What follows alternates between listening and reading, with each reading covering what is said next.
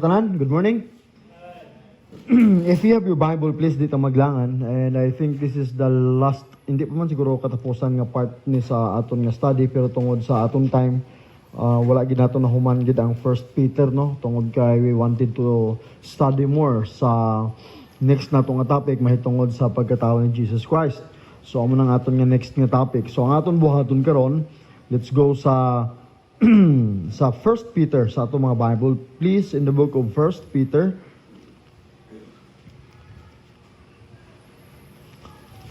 Chapter number 5, verse number 8. First Peter chapter number 5, verse number 8. Tamo daw pa unta mga tunanta sini nga nga mga topic dire, pero I do not know, maybe sa January atong padayon ning First Peter, no? First Peter chapter number 5, verse number 8. This is what the Bible says all together. Begin. Be sober, be vigilant, because your adversary, the devil, is... Ara ka mo? First Peter? Oh, pakitaan nyo na yan. Kasi kung ara ka mo sa Old Testament. First Peter chapter 5, verse number 8. Kamu ba sabi? First Peter chapter 5, verse number 8. Ready? Begin.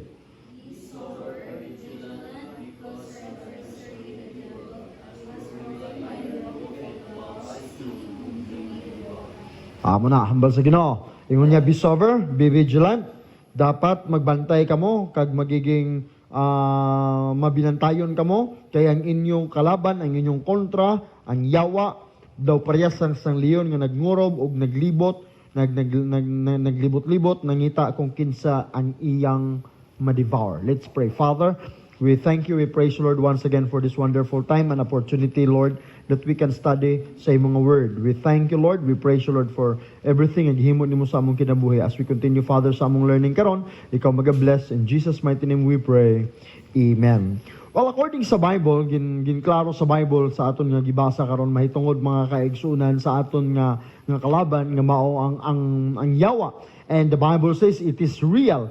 So ginhambal sa Ginoo, gintagaan niya kita sang instruction on how are we going to deal with our brothers and sisters, our enemies, the church, the husband and wife relationship, brother in Christ relationship, so on and so forth. Pero pag abot dire, gitagaan ta sang Ginoo sang clear nga warning nga dapat magmabinantayon, meaning magiging careful, magiging watchful. Amo na ang bot paintindi sa Ginoo nga dapat ang believers hindi lang mga kaigsunan magkumpiyansa sa iyang kinabuhi. It is because mga kaigsunan we have enemy. And the Bible says gitawag na siya si Satan himself, the devil himself. Now ang bot paintindi sa devil nga bot paintindi dire parehas gyapon sa Matthew chapter number 4, makita nato dira ang nagisgot gyapon dira si Satanas or ang devil, makita nato dira ang buot paintindi slanderer, meaning accuser of the brethren, nang sigilang og pangbutang-butang. Sa to pa kining kinaiya nga pangbutang-butang diay, kinaiya ni si yawa. Mao na nga sa ato diri gi-emphasize nato nga mag-careful gyud ta sa aton mga gisulti sa atong mga kaigsuonan. It is because ang pagiging slander, ang pagiging mga kaigsuonan mabutang-butangon, it is actually ang kinaiya sa yawa. Now, ang buhaton sa yawa, i-accuse kita tubangan sa Ginoo. Amo nang gihimo niya sa kay Job. Naglakat siya sa Ginoo, nagambal siya sa Ginoo, Lord, kana si Job matinumanon lang na kay gintagaan mo sang kabtangan kagiblas. So, iyang gi-accuse si Job sa Ginoo. And then, there are times nga, ang Ginoo na po, i-accuse ni Satanas sa ato. Dili tinuod ang Ginoo. Amo bitaw na ang hangtod karon, particular damo ang mga tao na ginatawag nga mga atheist. They do not believe in God. They do not believe that there is a supreme being nga amo ang creator. They do not believe in creation. They do not believe na ginhimo sa Ginoo ang kalibutan. They do not believe nga ang stars gihimo sa Ginoo. They do not believe nga ang bulan gihimo sa Ginoo. May mga tao mo na. Ang para sa ila kanang star, kanang moon, kanang sun, nag-exist lang na by accident. By the process of time. Ikaw, halin ka sa gamay nga mikrobyo, nga nidako nga nahimong baki, dugay, nahimong unggoy, dayon ni katkat kahoy, nahimo kang gorilya, nagkatkat kahoy na nahulog pagkatapos nahimo kang tao through the process of time. Gikan sa unggoy, nakita niyo na sa science ninyo, Gikan sa unggoy, unya naghimon, nagdako-dako hangtod nga nagtawo. Because they do not believe in God. Because that's the lie from Satan himself para ang tao hindi magpati sa Diyos. Kaya ano, ang tao hindi magpati sa mga kaigsoon. Ang tao hindi mag-worship sa kay Satanas kung buot pintindigid kay kita sa mga bisan ano ta kadautan. Sino man tana magsimba sa kay Satanas, although dito sa Amerika, kag sa ibang nga lugar may ara na gid nga Church of Satan. Dito sila simba kay Satanas, pero yung sa aton diri kasagaran hindi namong kustuma ta no, bisan ano kakalain sa tawo. Kung maipit, manawagid sa Ginoo, bisan kriminal pa. Tengyawa, para nga ma-divert ang tao, na hindi siya makadiretso sa Diyos, sometimes he accused us, i-accuse niya ta sa Ginoo, o gusayang Ginoo i-accuse niya sa aton. So, he will find ways, kay hindi man kita magsimba sa yawa, sa iya, he will find ways nga hindi ta magsimba sa Diyos. That's the work of Satan. He will try his best nga para agawon kita sa Ginoo. He will try his best nga para nga kita mag-side sa iya. That's why mga kaisyo, makita nimo si Satan, para nga hindi kita magsimba sa tinuod nga Dios, naghimo siya sang lain nga mga Diyos aron nga ang tao hindi mag-direct sa Dios. At least man lang kung hindi niya maagaw, at least hindi man makakadto sa Ginoo. Maiyagyapon. By paano? Simple. Diversion ang ginahimo niya. Nga ang tao ma-divert ang iyang attention focus sa Ginoo og didto na siya mag-focus sa mga Diyos nga gihimo man sang tao nga gikaugtan sa Dios. That's why makaigsoon muna ang yawa makaigsoon muna siya, he is an old warrior. Amo na hambal nga hindi kagid maghampang-hampang sa imong Christian life kay si Satanas wala naghampang-hampang sa iya pagka-Satanas. Halin sadto hasta subong si Satanas na siya, and he knows unsaon ang buhaton to destroy us because he is an old warrior. That's why God said, be sober. Pagiging watchful, magbantay lang. Kabalo ka ng mga magic, anong inahimo nila sa mga ng magic, diversion of tactic, diversion of attention. Mawala imong focus. O, tanawan nyo. Oh, may bulak. Grabe din imong kalipay. Grabe, dito na galing. Wala ka kabalo, kati aling to sa bulsa niya. Wala kakita kaling sa bulsa niya, kay di niya kagidapatanaw. Pagbalik niya na di, kay ano natabusin na, nawala ang imong focus, primero diri ka nagtanaw, dayon may gikuot gali niya, dugay pagtanaw mo man di, may gikuot naman siya di, ari naman siya, lipa-lipa ka natin, diri naman natin siya, ari naman, ano natabusin na, misdirection. Meaning, kung anong focus nimo para hindi niya makakita dire. That's, amo nang ginay mo sa yawa. Sometimes, he give us alain nga mga diversion, mga kaigsoon, so that mawala ang aton focus sa reality sa life. Sometimes offeran ta sa nyawa sa mga materials nga butang. Sometimes tagaan ta sa Ginoo sa mga ni Satanas.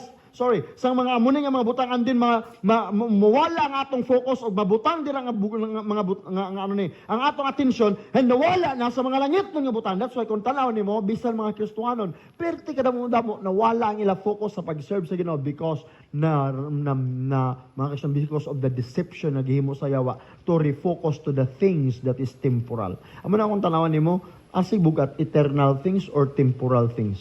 Temporal may katapusan na, may hangganan.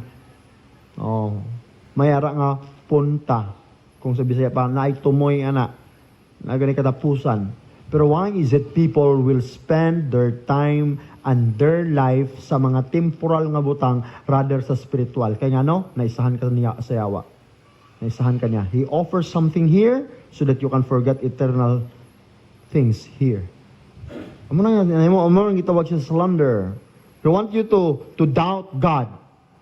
Gusto niya nga magduwa-duwa ka sa Dios. Kay kabalo ka ano ang duwa-duwa? Ang pagduwa-duwa is opposite sa faith. Ayun sa Ginoo, without faith, it is impossible to please God. Ang makahatag himaya sa Ginoo, it is impossible nga makahatag kita himaya sa Ginoo without faith. That's why ang himo ni Satanas, dapat i-divert niya, iyang ipaduha-duhaon ka para nga mawala imong faith. Kay once nga mawala imong faith, hindi na malipay ang Dios. That's why sa first temptation na gihimo ni Satanas kay Jesus, amo ning hambal ni Satanas, kung anak ka sang Dios, himo aning bato nga tinapay. Ang ato niya focus permanente sa tinapay lang, no? Pero hindi actually ang tinapay ang pinakadako nga nga temptation dito. Ang temptation dito, ang word nga if. kung anak ka sa Diyos. Hindi lang tinapay Tanong temptation ni Jesus Christ, tinapay, food. We focus on food. Yes, na aspekto na contribution na. Pero actually, hindi dito ang tinapay ang pinakadako nga issue. Ang issue dito, pagtawag niya kay Jesus Christ, kung anak ka sang Diyos. Kung hambalang ka sang tao, kung tawo ka, malipay ka sana. Sige be, kung tawo ka gid. Ano ba paintindi niya kung ng word niya gigamit niya? Sa imo malipay ka? Pagambal niya nga kung, ang buto intindi, wala siya pati, duwa pa siya. Kita mo na tong mga bata pata sa high school, sa elementary. Butangan niya sang mag-away ka mo, pagkatapos hindi ka mo mag-unahay, baka siya nahadlok siya, ikaw man nahadlok, kapag isog-isog lang ka mo. Anong ginahin mo sang iban? Ginakuritan na sa tunga. Sige be, kung isog ka, tapak dala sa tunga, kung. Ibutangan niya sang doubt ang mind ni mo. That's why, daghan nga mga Kristohanon, they are defeated sa yawa. It is because they believe sa lies, they believe mga kaigsunan sa taktika sa yawa to make us lie. To believe sa sayop, sa false information, sa bakak sa yawa. How many times magambalang yawa sa imo nga, kita ni mo, dumudamo problema mo, hindi mo na kaya, wala na sang sulbad ang problema mo, hikog ka na lang! Di ba may mga muna? How many times mga estudyante mo na matabo, mga high schooler, mga teenager, mostly. Uy! Hindi ka love sa imo mama, hindi ka love sa imo papa, hindi ka love sa imo class, may iba na siya, wala sang may galove sa imo, pati ka kaluluoy sa imo, hindi mo pagid makaya ang module mo. Hindi ka makapasar. Mahuyan ka. Amo ka sine. Wala ka na sang friend. May pamaghikog ka na lang. Ang daghan ng mga young people sa pagkakaroon. They believe in that. Kasabaan sang mama, kay nakasala, ang sa himuon, maghilak-hilak. Magadto sa friend, dire sa pakon sang friend. Mag-feeling niya, siya na lang isa sa kalibutan. Ano himuon niya? And then later on, she or he will find things na makaguba sa kaugalingon niya. Anong natabo sila? It is a lie sa yawa. Busa ako magambal ang yawa sa imong mind, always magambal nga wala sang galab sa imo. Akigan ka ni mama mo kay hindi niya ka-love, kay hate niya ka. No? Hindi na tinuod? The very reason probably nga giakigan ka, hindi tungod kay hate ka, ang reason nga giakigan ka, kay love ka, para makorek kung anong mga sayop sa kinabuhi mo. So instead nga maguna-una ka nga hindi ka love, ibutang mo sa imong nuna, usbon mong utok mo mga young people. The very reason ang ginunani ko ni mama, it is because she loved me and she wanted me nga magsakto ang kinabuhi para pila ka adlaw, I will enjoy my life, pinaagi sa iyang guidance. Amo unta na.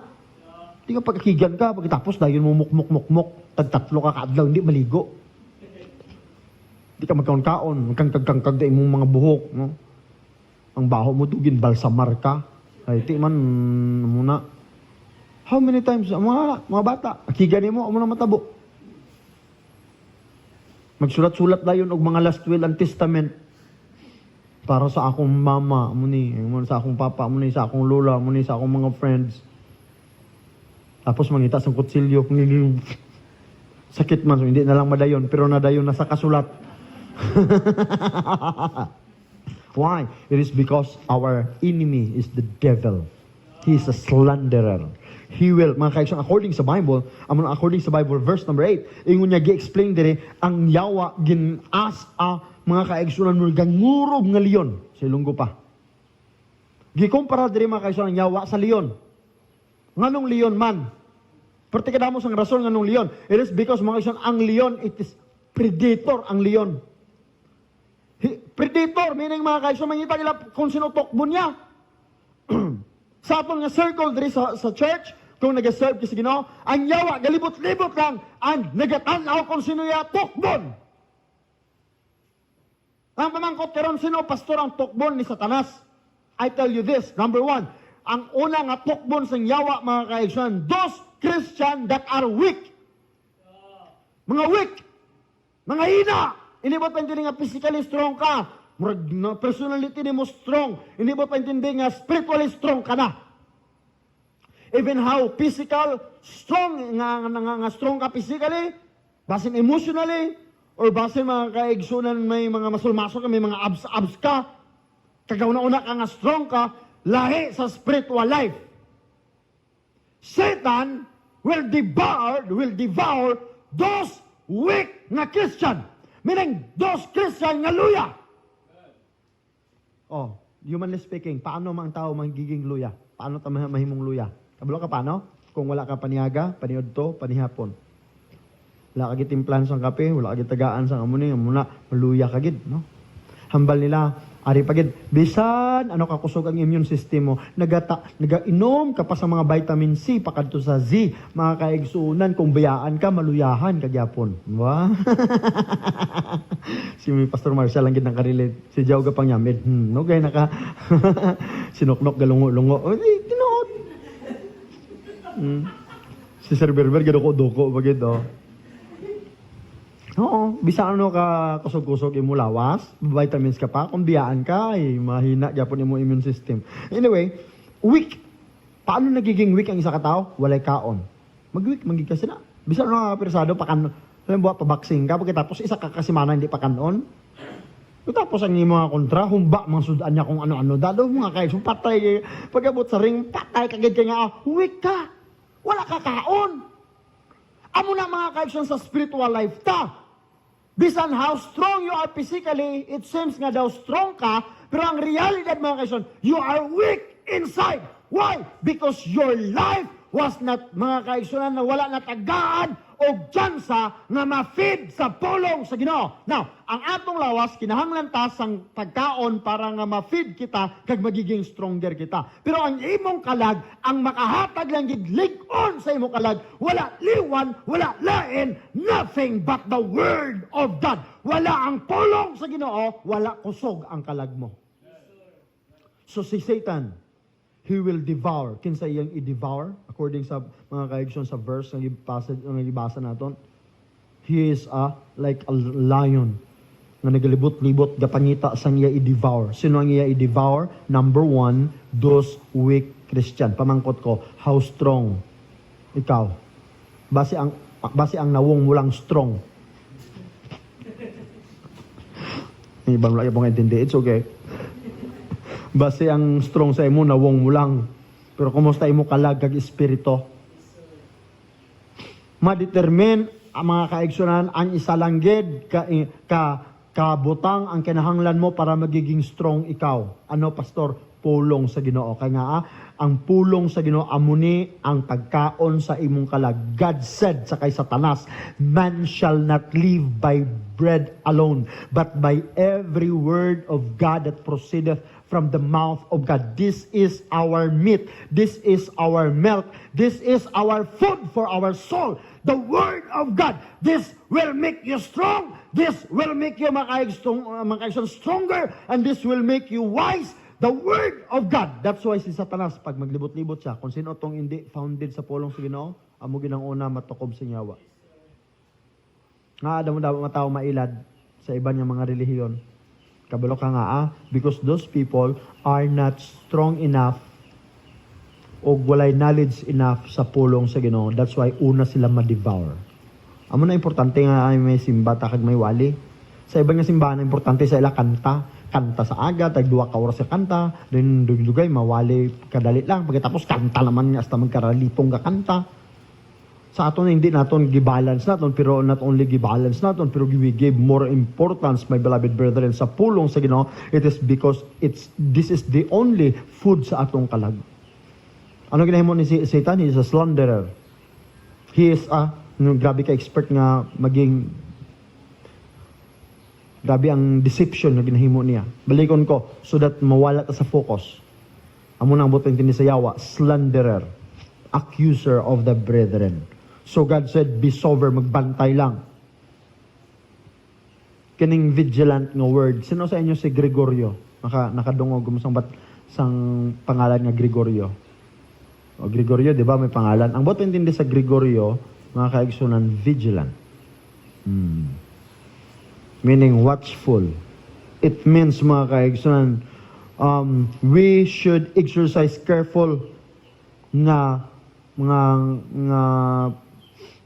klase nga kinaiya, knowing that there are danger. Bisan din lang kita ka mo sa sundalo, Kung ara sila sa lasang, dito sa uma naman, tingalaga na kami kaon-kaon kami, nagdrawa sa kamay isa naman, pero tingnan mo sundalo.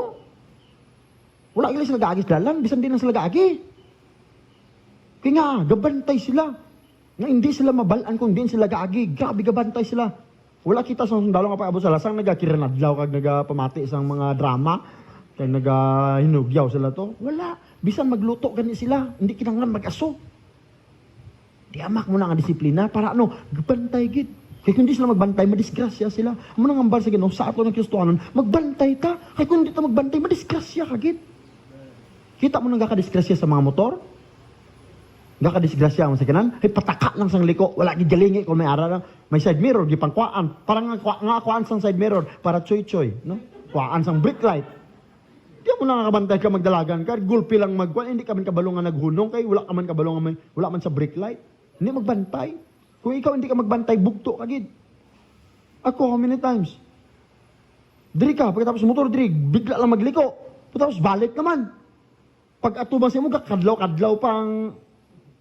Hindi ko na lang pagsumpunan. Kadlaw kalain ang arasong nauna. Kaya nga, hindi magbantay. Amo na damo sang damo na. That's why God said, hindi ka magkinaboy sa amo na. He used the word mga kaigsunan ka tong mga circumspectly, ang ambot intindi maglakad ka nga maglibot, hindi nang galibot-libot amo na, pero ang ambot intindi dapat bantayan mo sa imo atubangan, sa imo kilid, sa likod. Amo na. Magbantay, hindi magtinanga. Dapat kabalo ka mag-analyze. Amen man. Pag-chat niya pa lang sa imo nga hi, i-analyze na lang anong bot intindi nga alas 12 sa gabi. Nga subong siya mag-hi. Analyze mo na. Ngayon mo lang, okay lang na kay Frank. Hindi dapat mamilantayon ka. You listen to this, according sa Bible. Ano yung word nga, Gregorio. Diyaw, pang-islang tanong mo pangalan siguro, Gregorio. Doon namin.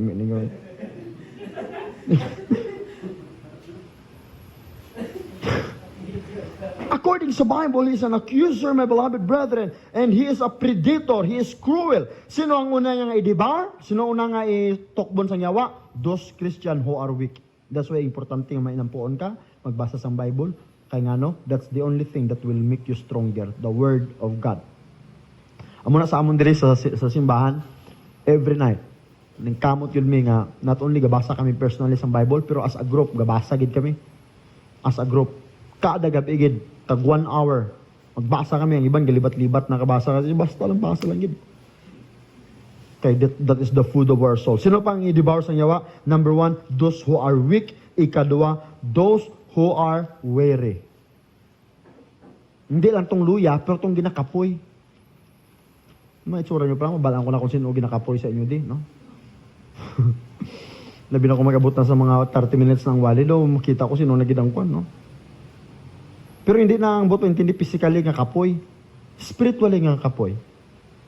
Kaya mag-abot magandang time. You listen to this. Mag-abot ang time sa kinabuhi mo nga hindi kaganahan sa Bible. Basta mag-abot ang panahon. Pastor, wala na nag-abot, pastor. Kay dugay na nag-abot, amo na gid ko sina.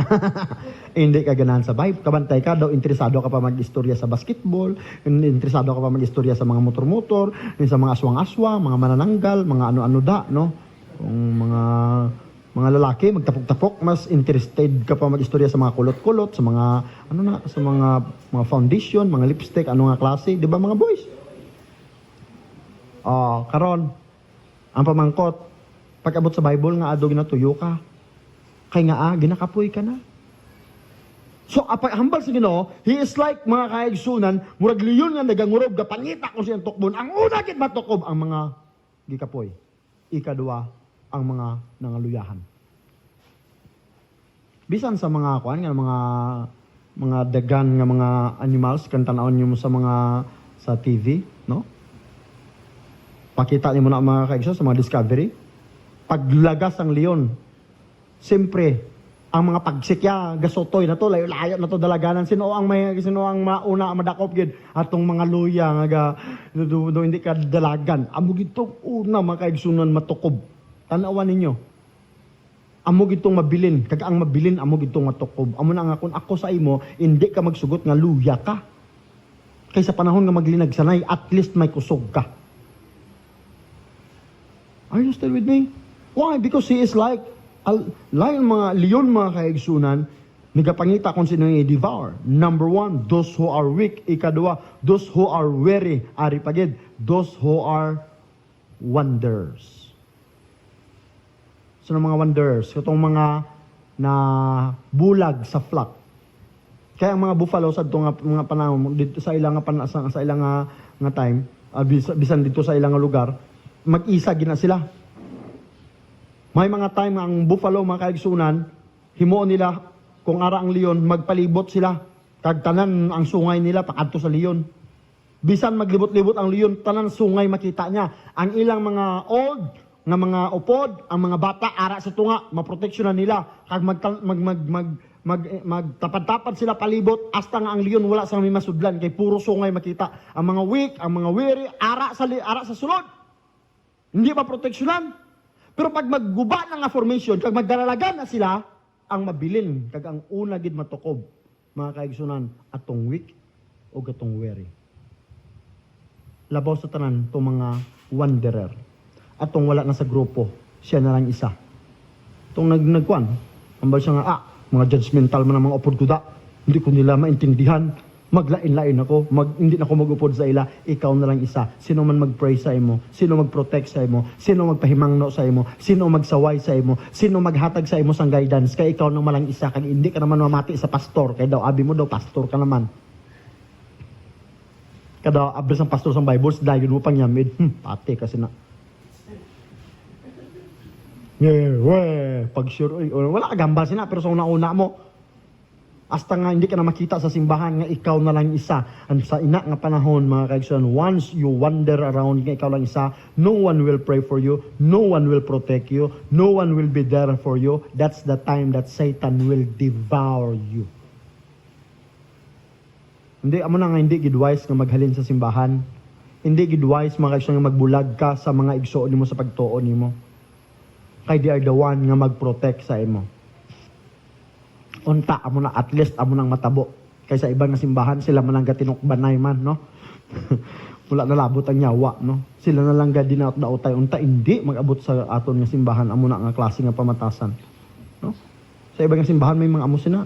Sila lang nga paindis-indis, sila lang galibakanay. Gadinaotay. They devour one another. Sa aton, no. Hindi ta na hulaton nga mag-abot sa aton. We are the one who would protect our brother and sisters. So, anong yung tabo? Mag-isa sila. That's why ang leon hindi makasulod. Pero tanahon sang leon kung sino itong wala sa sulod. Ang wanderers. Amo nang delikado. So, pag i-devour sa yawa, not only the weak, the weary, the wanderers, puro ni W lang tanan. Ari pag kitapusan, the wounded. Mga wounded soldiers. Wounded. Ng mga animals. Amo na ang dali mabiktima. Kahit basta wounded ka, hindi ka lang luya, hindi lang nagiluyahan ka, gikapoy ka, nasakitan ka pagid. Kaya pang mga wounded na ang gisa, wala na, dispirit na hindi na maghalin. Parga sa inang kwan, kanang ostrich, pinaka big nga bird. Sakto ba kuya? Pero amo gyapon ang pinaka fastest nga bird. Ang problema, particular ko sa lawas niya, gamay ng ulo niya.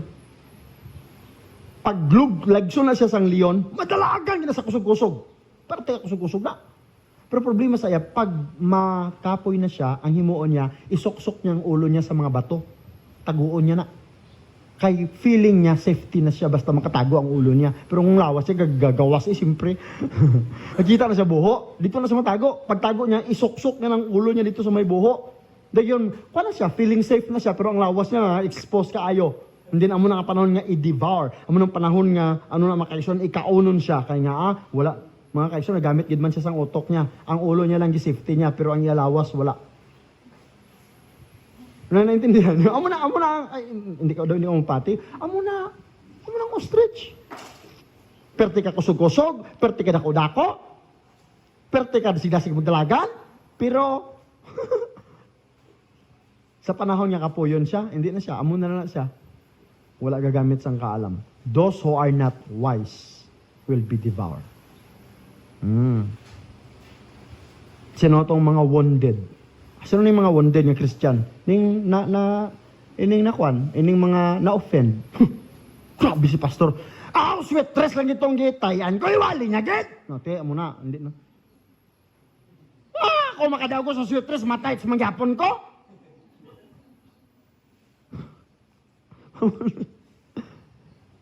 Pato lang ganitong gikawat ko. May mga politisyan ganito, tag 1 million ginakawat. Ako nga pato lang gikawat ko, ako giginwalihan. Ano na ba? Hindi mo dali ma-offend. Bisa na lang gipost ko sa Facebook. Wala gid siya nag-like, wala gid siya nag-amen. Ano pag-amen ni Pastor Tuhay daw? Hindi na lang nato na pag-istoryahan. Pero doon mga muna bala. Dali ma-offend. Naigo sa wali ma-offend. Dapat unta magpasalamat. Ingon sa Ginoo ang mga anak sa Dios, none of your word, ingon ni David, none of your word will offend me. Muna dapat atong kinaya, basta word ganit sa pulong sino dapat pasalamatan ta. Magambal sa pastor nga chismis. Ay, okay. Daw kuan ko sana daw apil ko sa federasyon sa mga chismosa. Hagan-haganon ko na ni. Hindi nga pagkasunod nga adlaw si pastor na noon na topic niyo imbis gipang saway kamo. Si pastor na noon niyo gitopic. Hindi mo na. Those people nga dali ma-offend, those people nga wonder, those people nga wounded, they are the one nga ma-devour kadali. So sino ang i-devour sa yawa? Number 1, ano ganito? Ang mga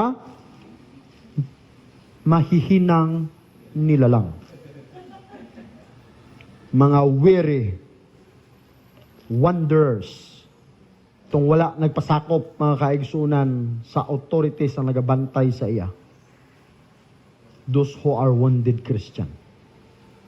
Si Satan gitawag siya mga kaigsunan nga leon sa ini nga bersikulo because God wants us to understand ang leon, it is a predator mga kaigsunan. Not only predator, cruel. Not only cruel, but that is very strong nga animal. Grabe na ka-strong. Kakita kami isang isang dito sa Tacorong, I think, mga family, nagadto kami dito. Nagtanaw kami dito ko first time nakikita, particular damo leon. Sa ibang nga zone, nakita namon ang leon, ara sa sulod sang kulungan. Di ba, na? Dito lain. Ikaw nga tao ang ibutang sa kulungan ang mga leon sa gawas. Oo. Hindi pa madayon ng kuan ni Pastor Berber, pamalay Tinuod na ginhambal ko. Bisan, hindi pa na madayon niya nga. Tinuod. Pag damo-damo man dito sa gawas, damo ang mga animals, pag human dito, nasa live portion dito nga naay gate, dayon daw nay kuiba nga screen. Pagkatapos da ka magagi ang mga leon nagasakasakat sa babaw. Gapalibot sa imo. Malakat ka particular damo nga leon, so kung paano nila gi-maintain ni particular damo gid. Nakita niyo mga kaigsunan, grabe ka, dagko, karadlok. Hambal pa sang iban nga nag-study mahitungod sa leon, pag ang leon magngorob, maabot na pila ka miles, pila ka kilometro maabot ang iyang tingog. Kaya not only mga kaigsunan, they are devourer, very strong, cruel, but they install fear sa tanan nga makabati. Hilabi na ang leon pagutom, grabe na akakuan, aggressive kayo.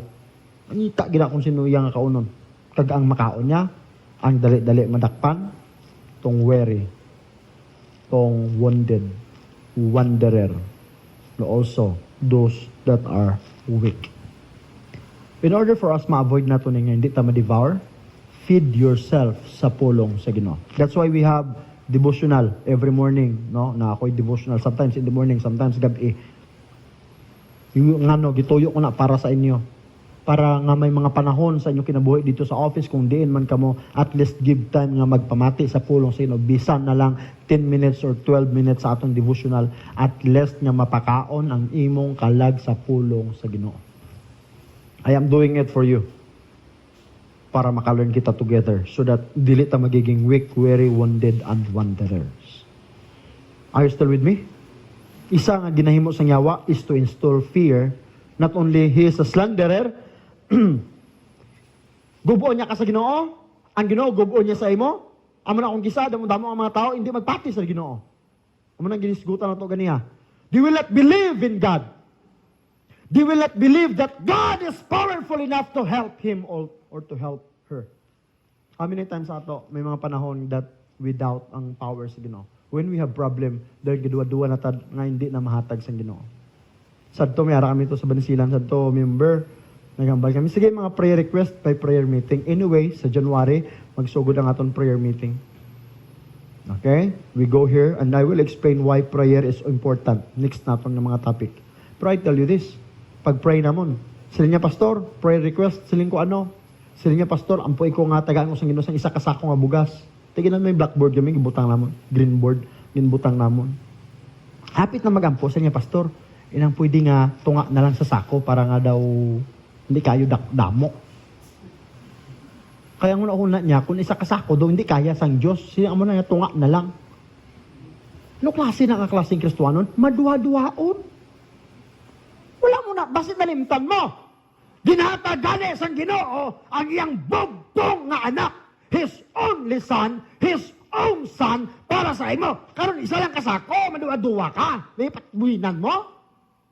Kaya abi mo, hindi kaya sa Diyos. Because si Satanas, mga kaid, so not only he will put doubt in our mind, but also fear in our heart. How many times, tamo-damo mga kabutang sa kalibutan, kabalakan ta, nahadlok ta sa amuni, nahadlok ta sa buwas, murarabag maabdag buwas, nahadlok anong future sa mga bata, nahadlok ta sa mga project nga wala na human, nahadlok ta sa atong mga responsibility, nahadlok ta sa amuni.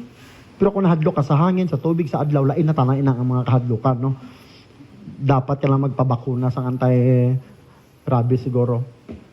Pero kung mga dalan ng mga butang na lang, halos mahadlok ka. Kaya nga, style, tactics ang yawa for you, my beloved brethren, to doubt the powerful God.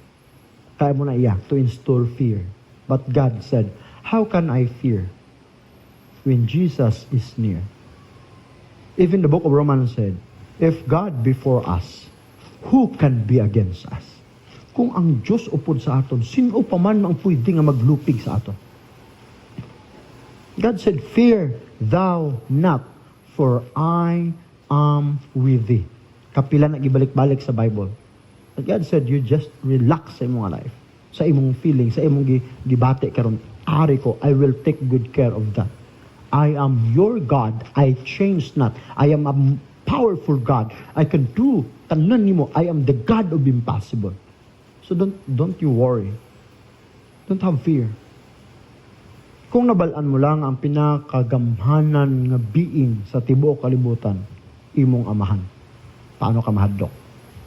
Sa amon nga lugar, Banisilan, isang apong nga panahon, kadadlukan maginang Banisilan, not only nga may mga rebilde, pero may arap mga chismis-chismis nga mga sigbin, mga santermo, may mga munabalat sa amon tanay napatihan na mo. Mo sad to pagkak bigig yung pati sina.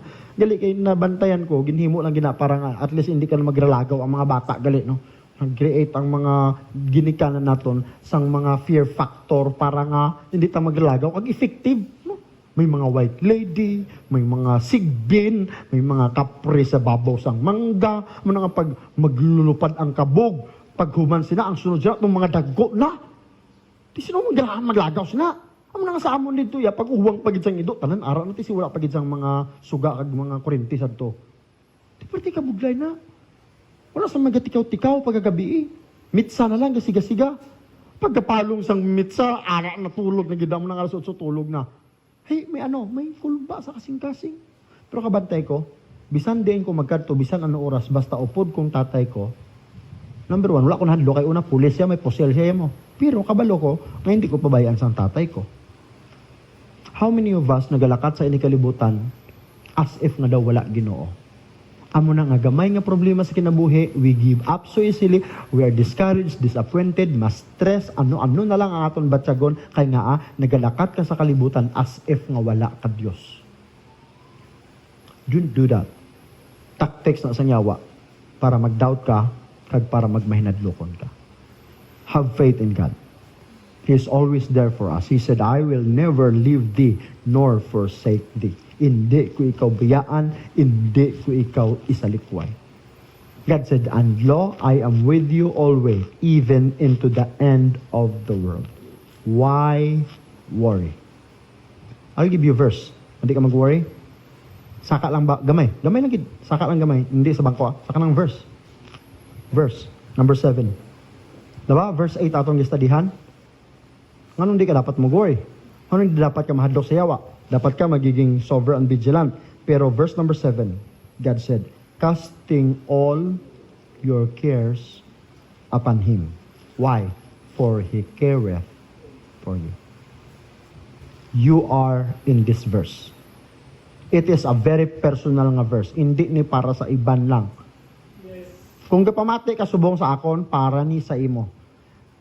1 Peter 5:7. Casting all your cares. You are in this verse. Ikadua, tanan mong ginakabalak-an. Ari diri nga verse. All your cares was in this verse. Ikadua, ikaw ari ini sa diri nga verse. Ikatatlo, si Jesus Christ ari diri nga verse. Ikaw, imo problema kag si Kristo ari diri nga verse. That's why he said, casting all your cares upon Him, for He careth for you. Bisan ano pa kapintas ang yawa nga giistoryahan naton, He cannot overpower our God. Hindi siya pwede maglampas kag mas labaw pa sa Ginoo. Are you still with me? Okay pa? So ano nga ba sa Ginoo? Dapat magiging mabinantayon. Ano pa gid? Dapat magiging vigilant, magiging sober tungod ang atong yawa, ang atong kontra nga yawa, do parya sa leon, nga pangita sino ya tokbon. Sino ya tokbon? Ha? Mga weak, mga weary, mga wonders, mga wounded. Paano ta mga kaigsunan nga hindi maamon sini mabiktima? Feed yourself with the word of God. Amen? Ti pastor karadlok man eh. It's okay. Hambal ng Jesus Christ, casting all your cares. Tanan nimong kabalaka, kadlukan, ihatag sa akon. Kay ako, na balaka, I cared for you. So kung ano man gilagyan nato sa kinabuhi nato karon, listen to this verse. You are in this verse. Your worry is in this verse. Your God is in this verse. You have to cast all your cares. If someone does not care, Jesus cares. Let's pray. Father, we thank you, we praise you, Lord, for your word. Lord, we have a real enemy and real nga threat, Lord.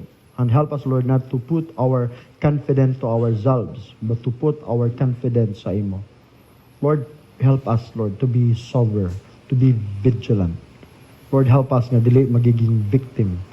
Be with us, Father, and bless your people. In Jesus' name, amen. Good morning, and God bless. Mag-adto kita na sa aton nga, nga break.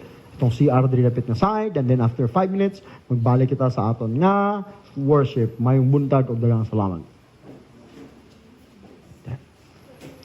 Kamusta? Mga bata din. Kamusta?